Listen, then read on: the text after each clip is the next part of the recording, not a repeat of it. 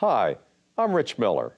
At Virtua, we believe citizens need to be informed about the important healthcare issues affecting their lives.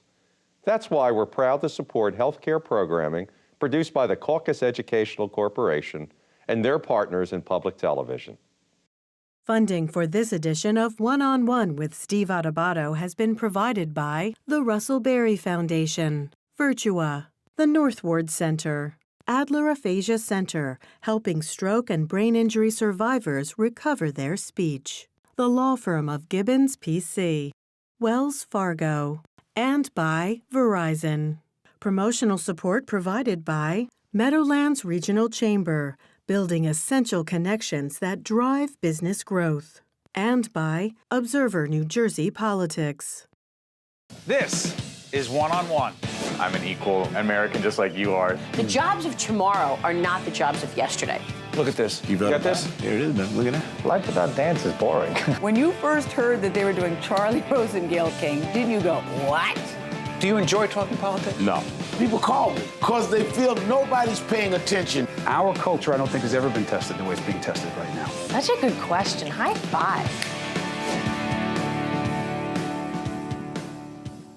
We are pleased to be joined by Andrew George, Statehouse Correspondent, NJBIZ, one of the finest publications around, particularly if you want to know what's happening in the business world. But you write a little bit about politics, do you not? That's right. I'm based in the Statehouse. All right, so let me ask you this.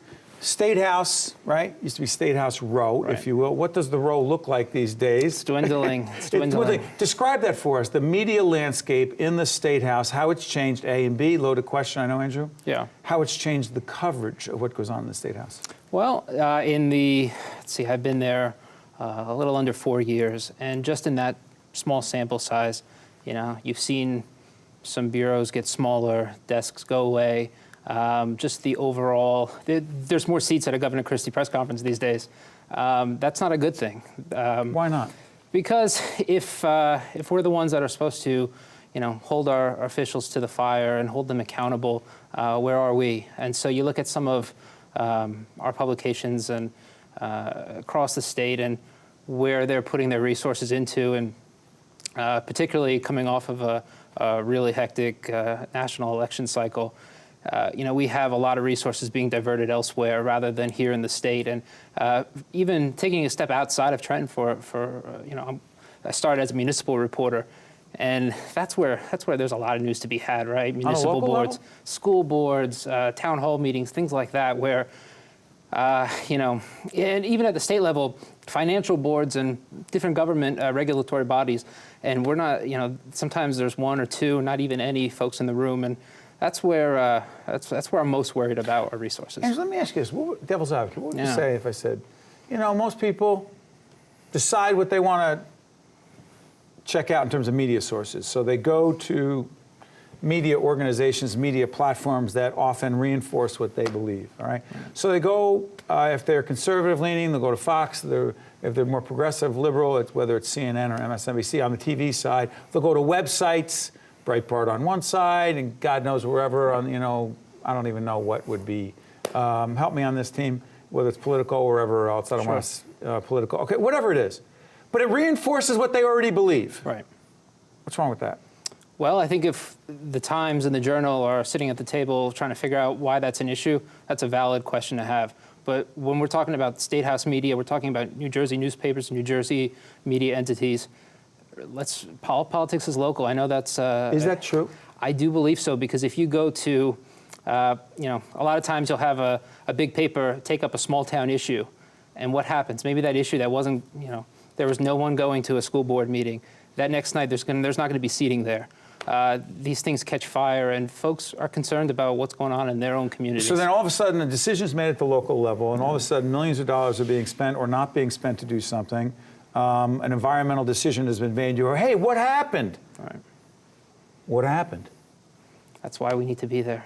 But here's the thing. Where's the hue and cry from local citizens saying, I want more local coverage. Where's my local newspaper? Is it a catch-22 kind of thing? Totally catch-22. And you never want to malign your readers, but a lot of times we say we want to eat our vegetables, but all we want is candy, right? And we say we want more local news, and we want our newspapers to be in our communities, and we want our local officials to be held to the fire. We can't if we're clicking on things that are not that important to us. All right, 2017 New Jersey, post Chris Christie is going to be a governor's race. We're doing this program and hopefully we're going into the spring soon. The weather will get warmer. 2017. We don't know who the candidates are going to be. This program may also be seen after the primaries. But here's the thing: post Chris Christie, what do you think that election will be like, and what will it be fought over? What kinds of issues?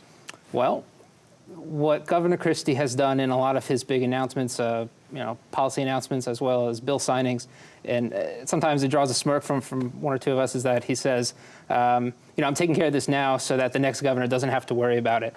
And in the case of a $300 million State House renovation, there's a lot of eye rolling. But in the case of something like the Hold on, back up. Why eye rolling about fixing the State House? Maybe that's not the top agenda item of of an incoming gubernatorial candidate. There was some skepticism about that? A little bit. Okay, yes. just checking. Just checking. And how about the stuff about opiate addiction? Very valid issue, and I think that is he's already indicated, it's a clear indicator that that's going to be his legacy issue, and that's something he's going to work towards the end. And from the response it's been getting from everyday folks, I would imagine that's something that, I don't know if the next governor is going to take up as strong, but it would be silly to just put it to the side. So let's talk about issues that really do matter. Yeah. How serious is the pension crisis in the state for public employees, and the fact that more and more of them are going to retire? When they retire, their pensions have to be paid. It's, 40, 50, 60, 70, 80 billion dollars of, what is it called? What, money owed? Is that what we're going to call it? I don't think there's going to be a bigger issue coming into 2017. Explain that to folks who may not get it. Because if you asked me this a year ago, I would have told you it was the Transportation Trust Fund or money to fix roads and bridges, infrastructure spending, and that is, for all intents and purposes, currently put aside. Right? There's going to be some debate on the campaign trail, and that's something that I'm hearing some concern about. And we could talk more about that as well, but I do think the pension issue is going to come front and center, because that's the biggest issue that's still left without having been given attention to at this point. It's left unresolved, and there are a lot of pensioners in this state and a lot of pensioners that vote.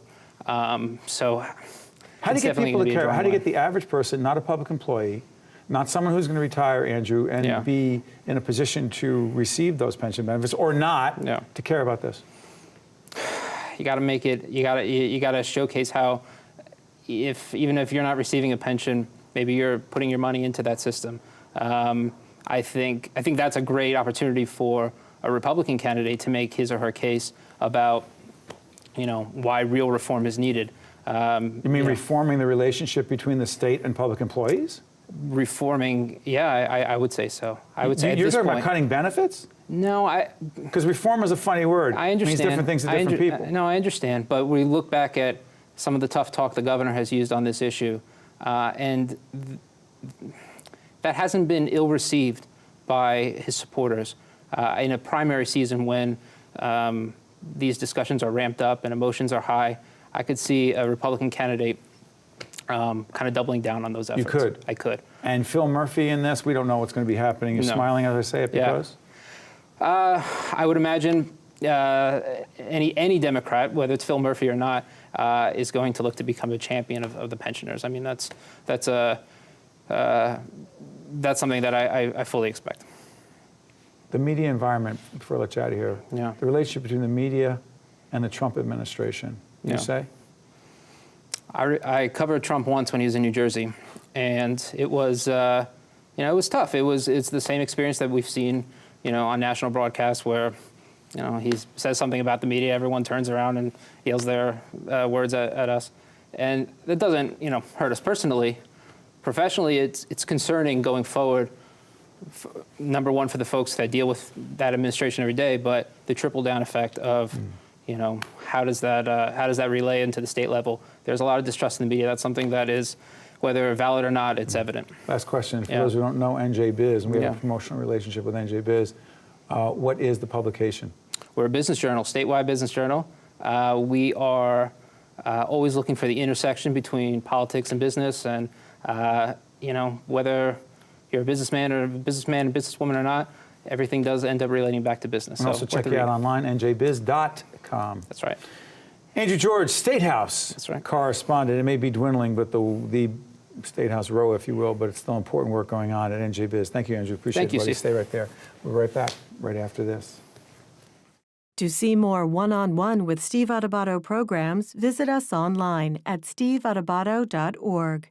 If you would like to express an opinion, email us at info@caucusnj.org. Find us on Facebook at facebook.com/Steve Adubato PhD and follow us on Twitter at Steve Adubato. We are speaking with Patricia Costante, who is the Chairman and Chief Executive Officer of MDAdvantage Insurance Company of New Jersey. Patricia, we're talking about medical education, a very strong commitment that your company has, and the EJI Awards, which stands for? Edward J. Ill Awards. And Dr. Ill was a physician who practiced in the early 1900s and had a commitment to continuing education for physicians. And that's really the legacy of these awards.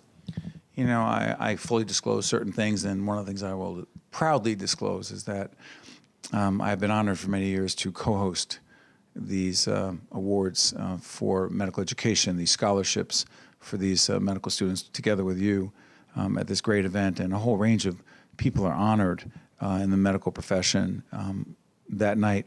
Talk about medical education, how it's evolving, and what these medical students are dealing with, and why these scholarships matter so much. The scholarships matter primarily because the debt that students incur as they go through medical school is really pretty mind-boggling when you think about it. 80% of students who graduate with more than $100,000 in debt. But more than that, there are 12% of students who finish medical school owing more than $300,000. And it colors every decision they make. What specialty can I go into? What kind of lifestyle can I expect if I have to pick up extra shifts in an emergency room, as an example? So really what we're trying to do is to provide students with the opportunity for some financial relief in hopes that they can think more about primary care specialties, which is an area where the country, but New Jersey specifically, sees a real lack in primary care medicine because the reimbursement is less favorable. Let's talk a little bit about that. This whole primary care, is it shortage the right word, by the way? I think shortage is exactly the right word. And how does that play out for consumers, for patients? Well, it plays out in the fact that, have you ever had an earache and tried to get an appointment with a primary care doctor? You can face, a 2-week wait for an appointment. I think it's part of what has prompted the rise of urgent care centers and, what's referred to as CVS medicine, which is staffed primarily by nurse practitioners and physician assistants, because physicians primarily are moving away from primary care into the specialties. And that's an area that we would like to see physicians enter, because they really need to be the captains of what's becoming more and more team-based care. Patricia, as we look at the healthcare landscape from a bigger picture perspective, we don't know what's going to happen with the Affordable Care Act. No one really does. But as you bring it back home, to what degree do you feel a responsibility to be involved in this initiative regarding medical education, acknowledging medical excellence, if you will, with the Edward J. Ill Awards? Point is this. While everything else is swirling around you in Washington and other places, these decisions, how much does it matter to try to do what you can do every day to make a difference? I think it matters tremendously. Regardless of what happens in any political or policy arena, there are people who need care. New Jersey has an aging population, more of an aging population than other states. The care needs are enormous, and the need to have physicians and other healthcare professionals to care for those needs won't change regardless of the decisions that are made. And so to the extent that we can highlight medical excellence, use that as a way to raise funds for scholarships, at least we can say we did something. By the way, I'm sorry for interrupting, Patricia. Let's actually identify, even if we don't identify all the areas, we identify medical excellence in certain areas. Let's name some of them. We identify medical excellence in terms of a physician's award, which has to do with physician care for patients. We recognize healthcare leaders, for example, hospital CEOs in that category.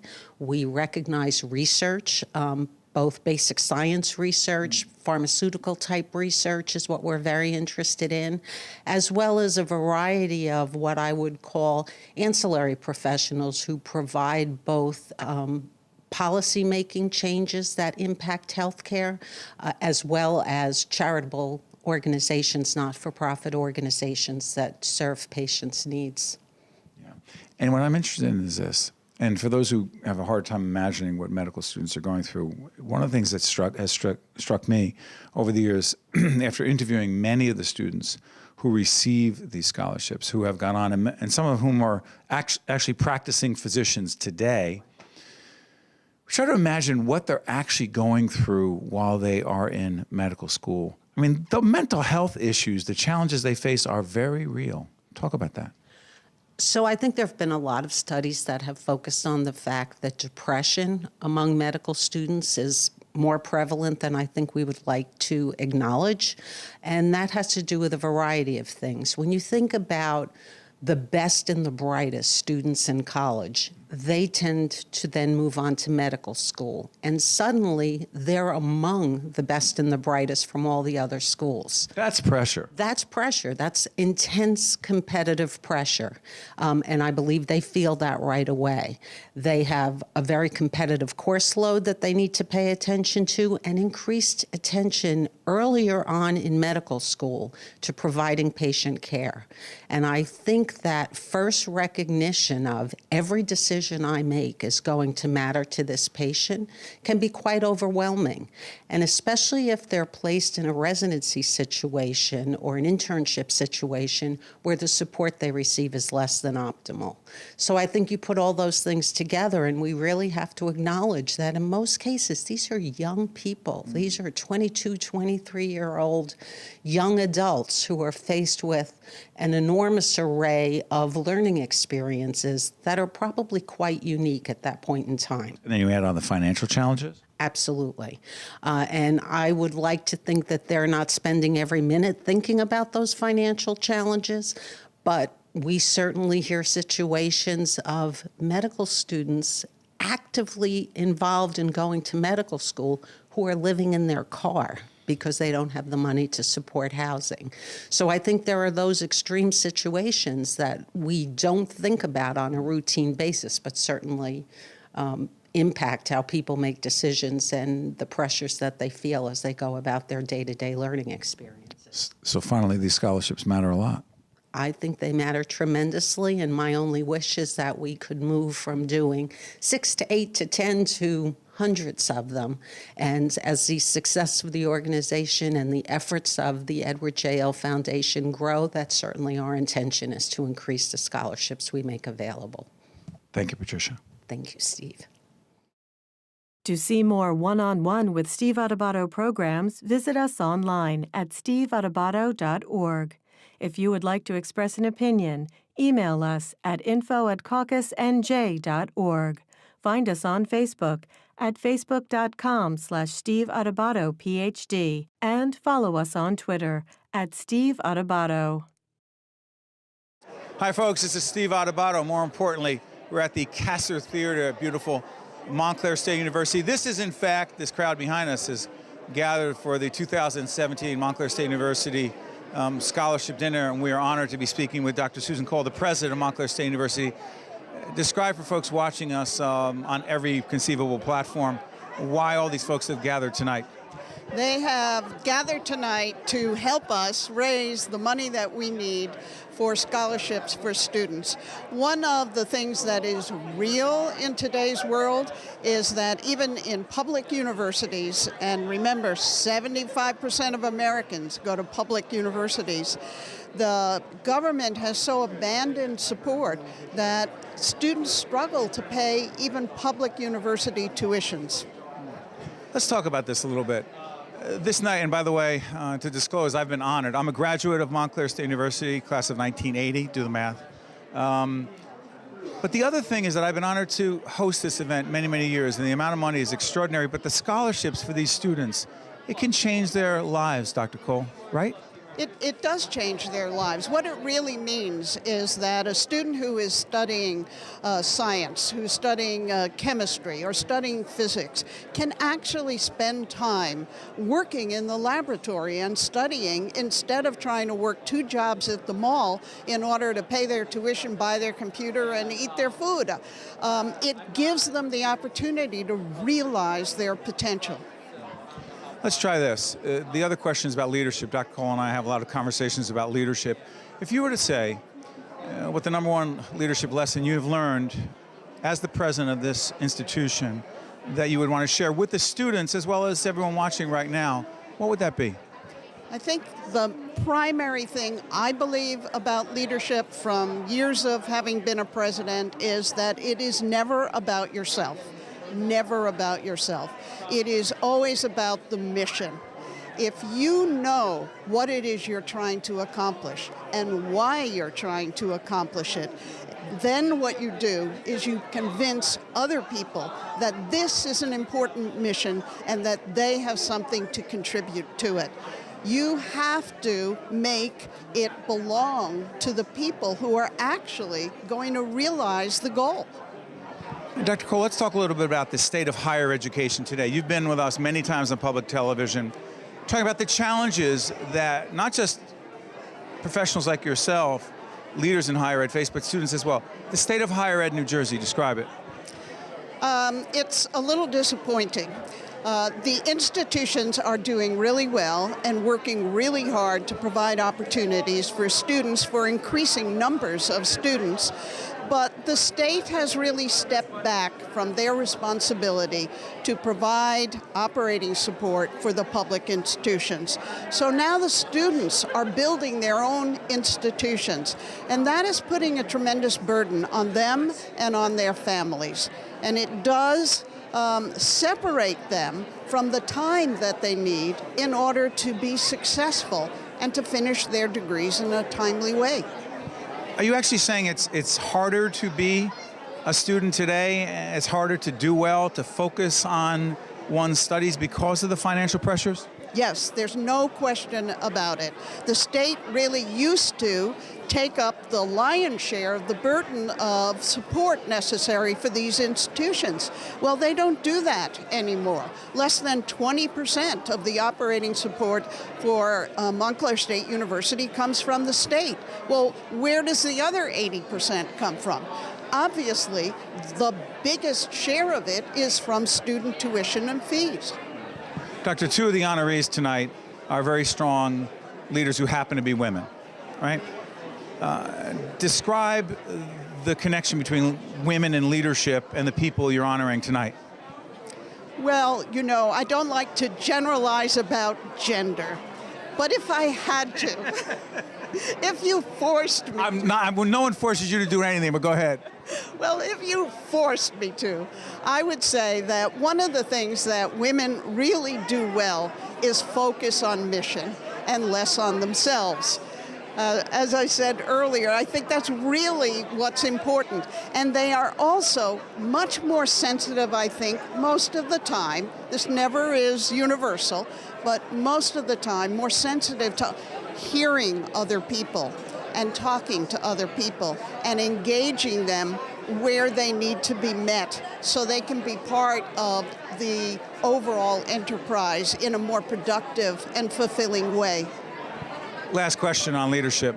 I'm actually going to be coming up here to do a seminar called Lessons in Leadership, named after a book that I happen to write, and I'm looking forward to that discussion. Dr. Cole will be part of that discussion as well. Do you believe that great leaders are born or trained? I believe great leaders are in fact born. I think that it is something in you that causes you to want to go to the front of the room, the front of the march, that there's something that is natural. Certainly in myself there is, and in many other people. However, people become leaders not because they were born to be or are inclined to be, but because they have to be.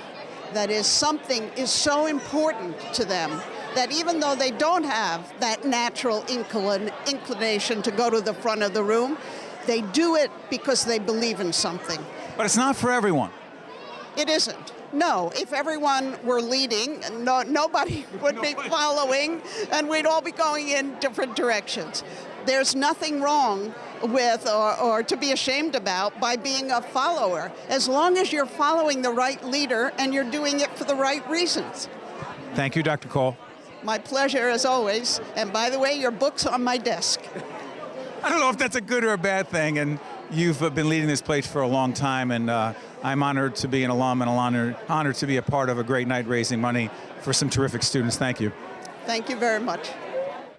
One-on-One with Steve Adubato has been a production of the Caucus Educational Corporation, celebrating over 25 years of broadcast excellence. Funding for this edition of One-on-One with Steve Adubato has been provided by the Russell Berry Foundation, Virtua, the Northward Center, Adler Aphasia Center, the law firm of GIBBONS, P.C., Wells Fargo, and by Verizon. Transportation provided by Airbrook Limousine, serving the metropolitan New York, New Jersey area.